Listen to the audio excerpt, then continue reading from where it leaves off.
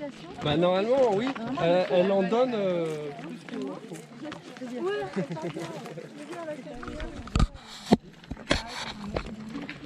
Oui bah oui.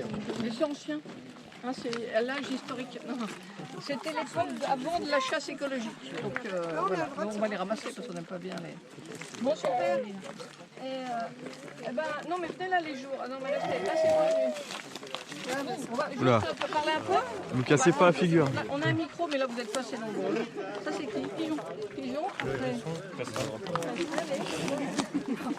Oh, ouais parce que. Elle est où mon amie Béatrice? Voilà. Bon, mettez-vous en rond, ou je sais pas quoi, on se met en rond, comme ça fait assez assemblée du désert, hein, c'est pas mal, ça ressemble pas mal. Vous voyez un Saint-Esprit, donc ça vous va là? Merci de venir loin, vous m'entendez là? Alors notre chargée de com n'est pas là, ou elle va arriver en retard, ou en tous les cas en ne trouvant pas le cimetière, parce que c'est quand même un truc un peu compliqué. Il est où mon berger favori? Ah, derrière. Là, on est deux. Deux bergers, alors je ne connais pas encore le deuxième, qui est le barbu, qui s'appelle Frédéric. Alors voilà, donc Marie-Pierre Puet, je suis vétérinaire depuis 1000 ans, 2000 ans déjà, et depuis quelques années à Ganges. Et donc, je travaille avec les bergers depuis 35 ans sur Ganges. Je suis venue travailler avec les nomades, ceux qui marchent et qui portent la beauté du monde pour la plupart. Et qui étaient un peu les derniers de la classe à faire de l'agro-business français dans l'agriculture, comme vous savez, si toxique, si en mauvais état, et qui nous rend si malades. Et qui rend si malade le monde. Et donc moi, ce qui m'intéressait, et c'est pour ça que je suis ravie de venir ici, je ne connaissais pas trop l'endroit, parce que c'est un nomade et il change d'endroit tout le temps. Hein, il ne change pas de femme, par contre, ça c'est déjà... Il ne change pas trop de troupeau. Et je suis ravie parce que tu vas expliquer ton installation, parce que c'est super. Nous, on a donc vétérinaires travaillant auprès de ces bergers résistants, parce qu'il faut résister pour travailler plus que 35 heures par jour, par semaine, pardon, et continuer à y croire dans un monde qui ne va pas si bien que ça. Et c'est vrai, et je l'ai connu s'installant il y a quelques années, il n'y a pas très longtemps. Ouais. Et donc voilà, et donc je suis ravie parce que entre temps j'ai créé une assoce qui s'occupe de faune sauvage, parce qu'en fait s'occuper de la nature, c'est une nature en bonne santé, c'est des humains en bonne santé, et longtemps on a travaillé sur ce thème, attention fragile, enfants, pays, paysans. C'est un paysage vivant, c'est un paysage avec la nature, avec des agriculteurs de qualité. Et c'est vrai qu'on a envie de réinstaller de la biodiversité et on est ensemble pour produire une beauté du monde incomparable et réparer ce qu'on nous a laissé en main. Voilà. Donc je veux bien ton installation, en deux mots pour ceux qui ne te connaissent pas, peut-être tout le monde te connaît. Bah, je sais pas. Et votre du installation? coup, il y a 4 ans, j'ai rencontré des viticulteurs bio qui voulaient faire autrement pour nettoyer leurs vignes que mécaniser et consommer trop de pétrole. Et du coup, qui cherchaient à mettre des brebis dans leurs vignes. Donc, on a fait un financement participatif. On a appelé à la générosité des gens pour que je puisse acheter des brebis et m'installer. Ça a bien fonctionné. Et on a trouvé largement assez de vignes, voire trop de vignes pour ce troupeau. Et voilà, donc c'était une formidable aventure où, n'étant pas du pays, on m'a accueilli généreusement. Et maintenant, je suis en train de m'associer avec Frédéric Mazer, qui était lui sur Corbès. Ah voilà, c'est toi le... Et voilà, et qui... En mouton, donc toujours en brebis transhumant.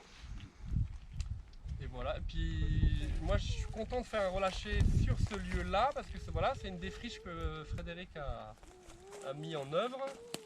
Et du coup, maintenant qu'il n'y a plus grand chose, pour y remettre un peu de vie, ça serait... Voilà. Alors les brebis sont en montagne, c'est ça hein? Oui, le troupeau il est trop chaud pour être ici, et même très chaud en montagne. Barre des Cévennes, donc il est en estive. Et il redescend quand? Et il redescend doucement parce qu'il n'y a plus rien à manger là-haut. Donc on commence à redescendre un petit peu la semaine prochaine. D'accord. Et après vous allez tourner sur... En fait quand ils parlent des vignes, vous êtes toujours nomades hivernaux, c'est-à-dire qu'ils ont des terres magnifiques que vous mangez en différents moments. Hein, c'est ça. Super. En gros le pâturage c'est la zone Cévennes. Tant qu'il y a la ressource en gland et en châtaigne. On reste au-dessus d'Anduze jusqu'à Noël, début janvier. Et puis dès que la ressource en châtaigne et en gland n'est plus là, on descend dans la plaine. Le bas, voilà, où j'avais rencontré vers Canet-Clairon, vers l'autre côté. Voilà, bah c'est super. Alors nous, où est-ce qu'elles sont nos filles là, les travailleuses ou les volontaires? Alors nous, Veto, donc avec la tristesse de voir depuis 30 ans un peu cette difficulté de la nature d'avoir une place auprès des humains. Et donc j'ai monté une association avec des bergers, des enfants, on fait de l'éducation à la nature, l'éducation au territoire, et ça s'appelle Groupe et Connexion. Et puis depuis 10 ans, vient donc Natacha parler un peu, puisque là c'est tout le groupe des jeunes qui viennent donner du temps, et des moins jeunes, là il y a Elodie qui est là avec nous. Et donc, on a monté depuis 12 ans un hôpital faune sauvage. Alors c'est une histoire de fou, donc c'est un bon créneau, une start-up magnifique, pire que les brebis, à 70 animaux. En 2008, on en est à 2900, presque 3000 cette année. Donc c'est une folie. Et les animaux viennent de dehors, ils ne payent pas. Et quand on repart, ils n'appartiennent qu'à eux. Donc il est hors de question de les prendre dans son jardin. Moi j'en veux un hérisson chez moi. Il faut réapprendre à vivre avec eux. Et donc on les relâche. Et entre-temps, l'exercice est immense. On veut que ce tapis qu'on est en train de renouer et de refabriquer, cette beauté du monde et cette biodiversité et cette bienveillance auprès des choses et des gens et des animaux, dont Thomas est un des symboles, c'est-à-dire quitter l'Alsace profonde avec des projets de venir s'installer avec 4 queues de brebis, c'est penser faire sa vie là, il faut être un peu fou quand même. Hein. Et en plus, on ne va pas vous dire, mais on est tellement fou qu'on veut montrer que les derniers de la classe à faire qui galèrent et sur lesquels on veut vraiment être en support derrière, eh ben, on est en train de monter qu'on va être les premiers de la classe éthique, puisqu'on s'occupe de l'abattoir du Vigan, hein, dont on vous en reparlera aujourd'hui, mais on peut pas passer d'un coup d'un monde complètement d'une grande culture agricole, une grande tradition agricole, d'être venu fou avec le productivisme depuis la fin de la guerre où on a eu accès, on est passé d'une France qui crevait la faim à une France qui ne sait plus qu'est-ce qu'elle fait, et le France et l'Europe, et qui met des toxiques partout, et tout d'un coup devenir végane d'un coup, alors que notre culture, elle était quand même, on a vu des bonnes grosses vaches à Toiras, on voit des brebis, et recomposer de l'éthique et de l'amour des animaux, et aimer ces bêtes assez pour les aimer toute l'année, et les amener avec amour et respect à la mort, et une mort petite, parce qu'on n'a plus besoin d'avoir 3000 animaux avec des pressions de PAC et de subventions. On veut avoir des amateurs éclairés qui viennent supporter une agriculture locale qui fait le maximum pour rendre le monde meilleur. Hein, c'est ça? Donc là, on s'est inventé un truc de fou, ça j'en parlerai pas aujourd'hui. L'abattoir du Vigan, où là, il vient régulièrement donner du temps, et des fois je le vois, je vous dis pas à quoi il ressemble, ils sont épuisés. Donc non, c'est vrai. Hein. Et là, je sens plutôt bien en forme. Voilà. Alors, peut-être juste la biodiversité, la nature. Donc on a amené des oiseaux de jour, des oiseaux de nuit. On fait ce qu'on peut, c'est-à-dire sur les 3000 animaux, il y a la moitié qui vont mourir, qui sont morts. Dimanche, c'était hier dimanche, je ne travaillais pas. Tout le monde était sur le pont, j'ai travaillé presque 9 heures. J'ai opéré des oiseaux, j'ai opéré un hérisson qui a pris une bagnole. C'est de la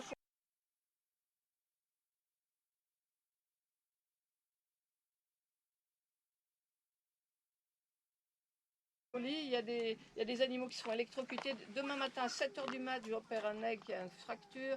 L'après-midi, une cigogne qui a pris une ligne électrique. Donc ce que vous ne savez pas dans ce petit paradis sévenol protestant un peu en réserve du monde, c'est que ça ne va pas vraiment bien pour la nature et que l'homme est devenu la cause de la 6e extinction, et qu'on le vit à l'échelle humaine. Il y avait un monsieur qui disait mais les hérissons, il y en avait. Il n'y en a plus. Alors on va vous mettre 3 hérissons, on va espérer que vous allez, comme le petit prince, en prendre soin, parce qu'ils ne nous appartiennent pas, et c'est à nous tous de changer de nos manières d'aller moins vite, de plus mettre de toxiques. La morora, vous l'oubliez, on va en remettre que des animaux qui mangent les souris, donc arrêtez ce monde toxique, sortez-en, suivez les bergers qui ont pris une voie difficile mais magique. suivez les animaux et essayons la bienveillance et la non-violence. C'est un peu ce que je répète, mais c'est le moment parce qu'on est tous dans le mur et on aimerait tellement que les enfants de nos enfants soient trop contents de voir, waouh, regarde celui-là, regarde celui-là. Voilà, et un dernier mot avant de laisser la parole aux animaux, c'est... Pour moi, je pense qu'on n'a pas le cerveau fait pour comprendre la physique quantique. Il y a 100 ans que Einstein découvrait des choses que, même si on sait le cite sur des gros bouquins, on ne comprend pas. La biodiversité, laissez-la faire ses affaires. On ne la comprend pas encore. Pourquoi des pies, pourquoi des noirs, pourquoi des noirs et blancs, pourquoi des marrons, pourquoi le prédateur, pourquoi le mangeur de mangeurs de mangeurs. On est un humain et on a la chance d'être des homo sapiens. Et l'âge de l'homme aujourd'hui, c'est de devenir biocentré, recentrer la vie sur Terre et remettre de la vie dans tous nos effets, de tous nos quotidiens, que ce soit nos boulots et nos consommations. Et c'est vrai que là, laissez-les faire, ne me demandez pas pourquoi je mets des pies, on soigne les noirs et blancs, tout le monde, et on essaie de faire de cette biodiversité, de cette écologie de réconciliation, de réparation, comme on va faire demain réparer des oiseaux impensables. Et après on est tous émus en se disant, où va-t-on les relâcher, dans quel paradis? Alors les gens ils pensent que le paradis c'est là-bas derrière, il y a le bon Dieu qui gère tout ça. Le paradis est à qui? Donc les gens ils ne le savent pas, il y a une ignorance immense. Donc là des petits coins comme ça, pulsants de vie, on est ravis d'être avec vous et vous en serez les ambassadeurs. Voilà, donc, Juste après, je dirais un mot sur le projet qui s'est... On va d'abord relâcher les jours et vas-y. Du coup, je me présente, je suis Natacha, du coup je travaille à l'hôpital de la faune sauvage. On a créé 4 emplois dans ce monde de malades. Pardon. Non. Et du coup, là, comme a vous disait Marie-Pierre, on a des animaux de jour qu'on va relâcher au plus vite parce que quand même, il faut savoir que ce sont des animaux sauvages, donc des animaux qui n'ont pas l'habitude d'être transportés dans des boîtes ou d'être entourés de monde, donc c'est énormément de stress pour eux. La plupart des animaux qu'on relâche ce soir, ce sont des animaux en fait qui sont arrivés pendant l'été.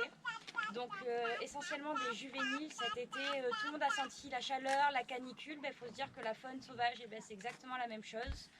Sauf que ils n'ont pas de clim ou d'hôpital sauf le nôtre pour se soigner quand ils vont mal. Donc voilà, ça va être vraiment des oiseaux, vous allez voir, on a des pigeons, on a des pies, comme disait Marie-Pierre, on s'occupe de tout type d'espèces. Tant que ça rentre dans la faune sauvage locale, pour nous, il n'y a pas de discrimination, si on peut dire, entre les espèces. Chacune mérite d'être sauvée et remise en liberté.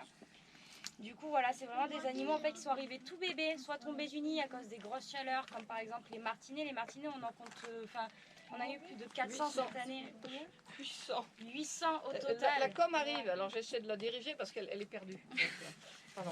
Donc 800 martinets, je ne sais pas si vous imaginez, mais c'est des arrivées de cartons grands comme ça, avec des martinets pleins dedans qu'il faut nourrir 4 fois par jour. Donc en fait, c'est des équipes qui font ça de 7h30 jusqu'à 22h le soir, sans break, sans pause.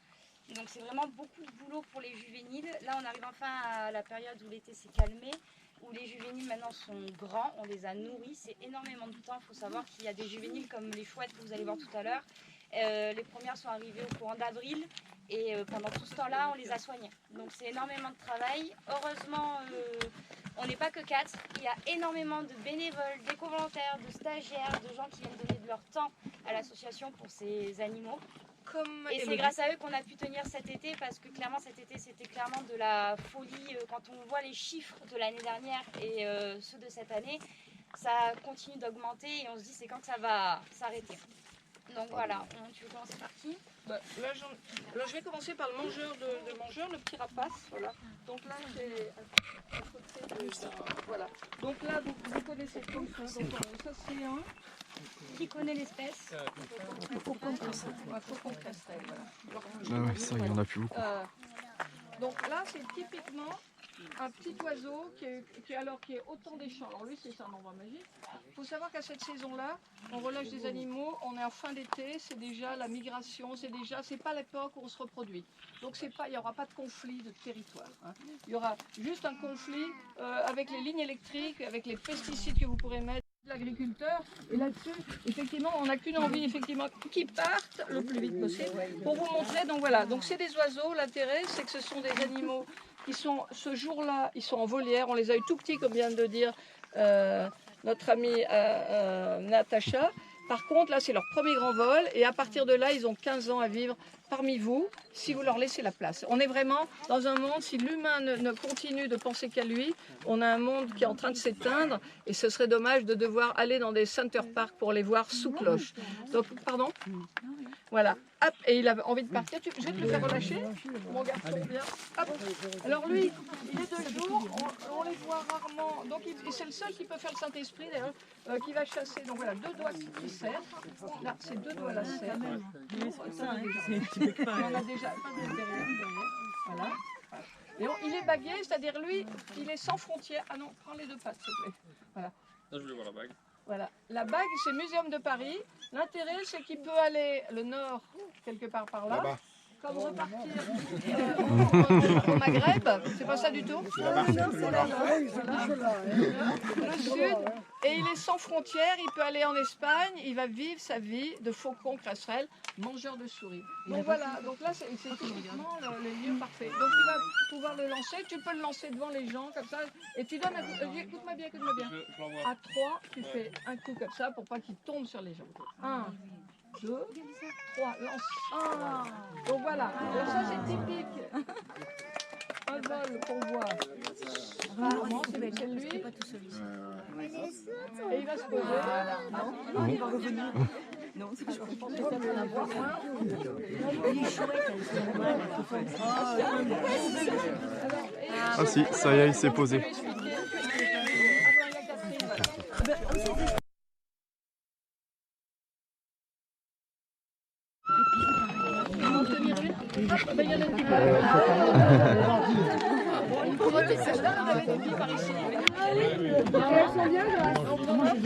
Alors, elles sont très belles. Regardez.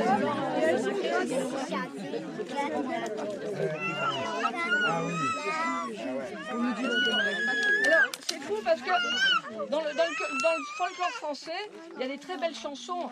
La pie noire comme le charbon, blanche comme le coton. Hop, Il va s'en aller. Oiseaux magistraux. Alors, il faut savoir que magpie, il y en a partout dans le monde, et il y en a même des pies bleues. C'est un oiseau qui a sa place comme tout le monde. Depuis quand qui es-tu, petit homme, pour avoir rangé des animaux nuisibles, non fonctionnels? Ils font leur job. Faisons notre travail d'humain. C'est ça le plus gros travail sur lequel on est composé. Donc voilà, celui-là était quelque part nuisible, il est encore piégé. Quand on voit la beauté de cet animal, on peut, alors nous on les soigne, voilà, on fait ce qu'on peut et on essaie par des moments de sensibilisation comme ça de dire, on ne fait pas un pas de soin sans faire 2 pas de sensibilisation, de prévention. Donc aimez les autres, aimez-vous un peu et faites que ce monde fonctionne bien. Donc voilà, tu veux le relâcher ? Voilà, la pie noire et blanche, regardez, donc elle est aussi libre. Et par exemple, au Maghreb, ils sont en train de classer une pie en voie de disparition. Donc, faisons en sorte de réparer ce beau tissu humain. Donc, 1, 2, 3. On jette la pie, lancer de pie. Alors après, voilà. Elle avait compris, ça fait ? Là voilà, super. On va pouvoir avoir, voilà, super. La com arrive un peu en retard, mais on est raccord. Tu le tiens un peu parce qu'il va te lâcher d'un coup. Je sens ça. Et vous les filles, alors on se met à 2. Alors, le pigeon, si vous avez des graines, c'est pas mal. Vous avez un village, ils vont rejoindre le village. Ne les tuez pas, c'est très beau. C'est symbole de paix. La plupart du temps, il y a une défi qui veut faire, finalement, il veut plus. Tiens, viens, on se met là, on est là.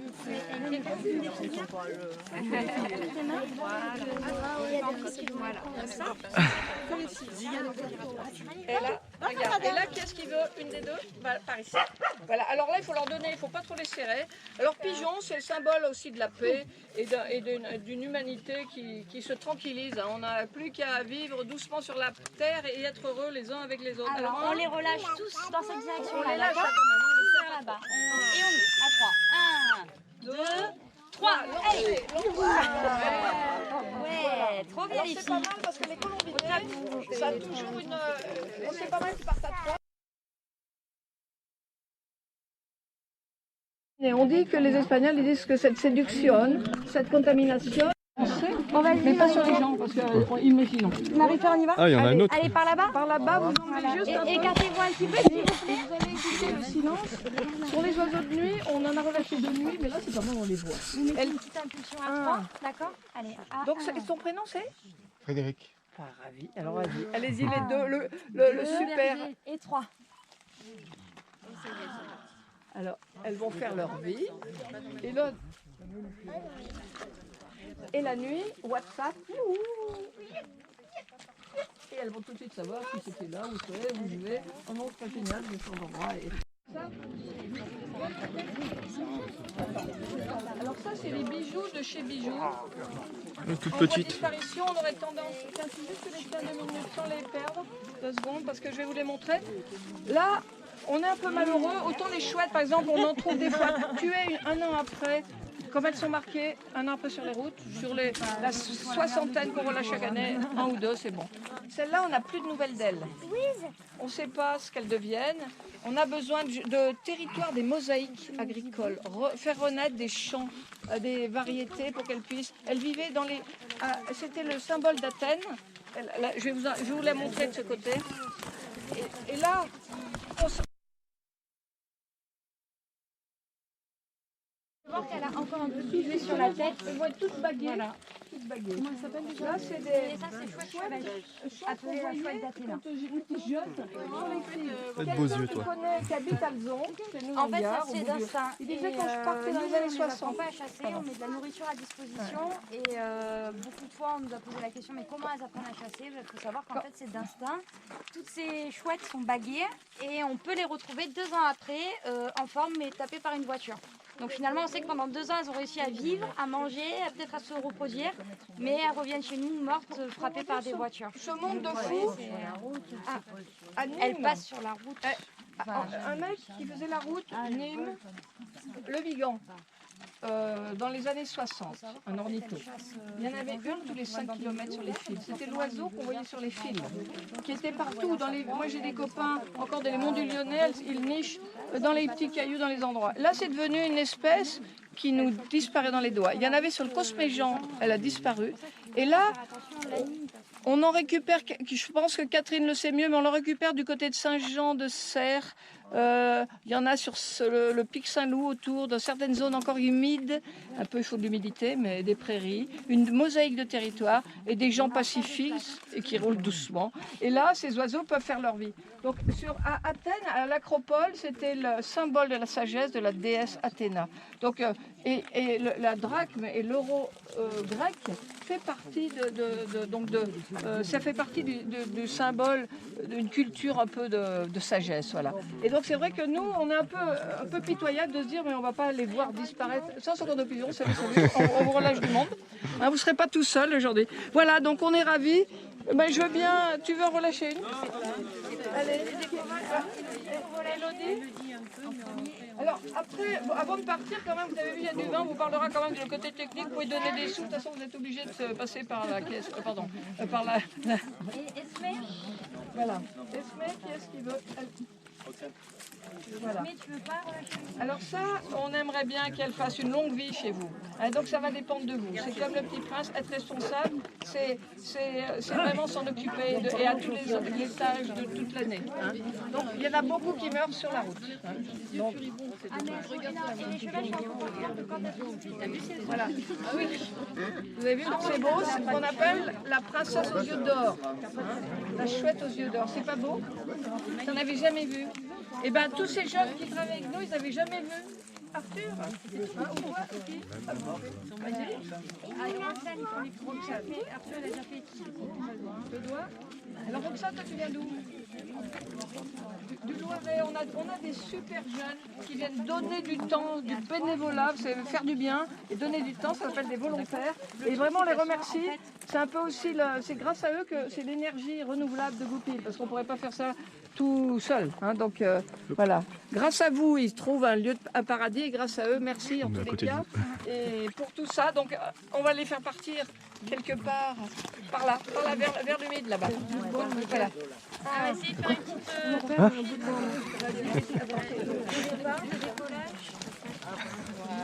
Si tu veux décoller un petit petit peu, ils sont que... Ouais, voilà. 1, 2, 3. Portez-vous bien. Alors, c'est un bol, c'est la seule chouette. Alors, vous vous rendez compte l'émotion? D'abord, comment elles vont faire toutes seules, sans nous? C'est leur premier grand vol. Et pourtant, elles vont vite. Et pourtant, le monde est beau et on va continuer de le rendre beau. Ah, c'est ça qui est fou. Il faut leur faire confiance. Soutenez-les et soutenez-nous pour qu'on continue, nous tous, les agriculteurs. Non, mais c'est vrai. Sinon, on est dans une folie. Alors, les deux. Est-ce qu'ils veulent tenir là, juste pour leur montrer un peu?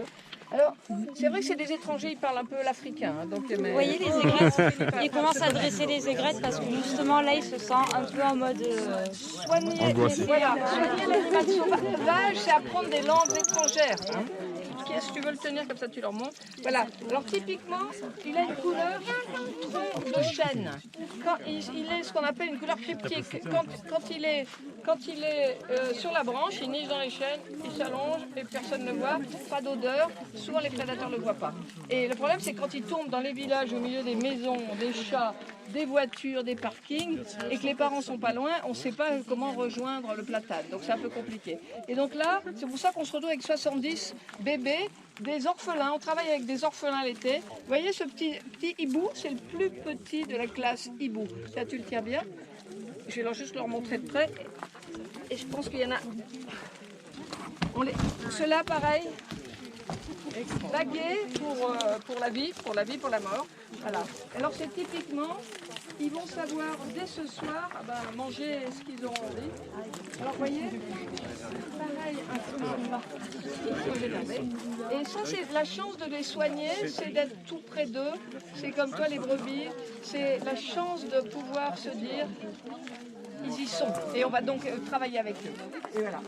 C'est le petit duc celui-là, c'est ça? Petit duc, on l'appelle le scops. Donc ça c'est un petit duc qui est migrateur, du coup comme vous expliquait Marie-Pierre, il va jusqu'en Afrique. Donc c'est impressionnant quand on voit la petite taille qu'il a. Mais voilà, c'est un mangeur d'insectes essentiellement. Et ça, voilà, tous ces scops-là qu'on relâche aujourd'hui et qu'on va relâcher pendant tous les 2 mois qui arrivent, septembre-octobre, ce sont tous des scops qui sont tombés du nid, presque sortis de la coquille, arrivés tout blancs et qui ont été nourris pendant des mois jusqu'à arriver aujourd'hui. Avec un duvet blanc, tout blanc, ils sont au début. La plupart sont arrivés au courant d'avril-mai, donc pour les plus vieux, c'est mai, juin, juillet. Là, ils ont la taille adulte. Après, vous pouvez voir qu'ils ont encore un peu... Alors ouais, essayez de pas trop le toucher quand même. Hein. Voilà, non mais il a encore sa queue, mais vous voyez, elle a encore un peu petite aussi. Ouais. Après, vous pouvez voir qu'il a encore un petit peu de duvet. Si on regarde en dessous, il a encore beaucoup de duvet. Donc c'est vraiment un jeune de l'année, c'est un jeune qui est né cette année. C'est le chasseur voilà, celui qui est africain 6 mois et européen 6 mois, Europe du Sud. C'est ça, mais surtout dans les milieux forestiers. Alors, je ne vais pas vous rassurer dans les milieux forestiers. Voilà. Tiens, ouais, filme les oreilles. Ah bah oui, j'ai la photo et tout. Et c'est vrai, par exemple, ce sont tous des jeunes. Vous avez quel âge? 20 ans à Florodent. On n'a qu'une envie de leur donner des intramusculaires de grandes connaissances et de grandes capacités d'agir avec nous pour faire de l'écologie pratique, sociale et solidaire. Avec les paysans, avec tous les gens, avec les urbains. On a un projet urbain, un projet rural, al campo. C'est pour ça qu'on est vraiment... On lâche pas, mais lâchez pas non plus. Donc, alors, on va les faire partir dans le bois, là-haut. Comme ça, on va essayer de... Tu sais, on a un peu l'histoire de les ranger. Et la nuit, ils feront leur vie. Vous les lancez, vous donnez un coup d'élan. Hein. Combien il y en a? Il y en a 4. Approche-toi, c'est là. Tu veux t'approcher? Attends, il voudrait filmer juste devant, mets-toi à gauche. Merci. Voilà. Ok, tout le monde est ready? On est prêt à 3. 1, 2, 3. Voilà, on les voit rarement, on les entend, on les voit jamais. Ça y est, Ouais. ah, et le pigeon qui repasse. Ici, c'est dans l'arbre. Ouais. Vous avez des huttes, vous avez des Raconte-moi.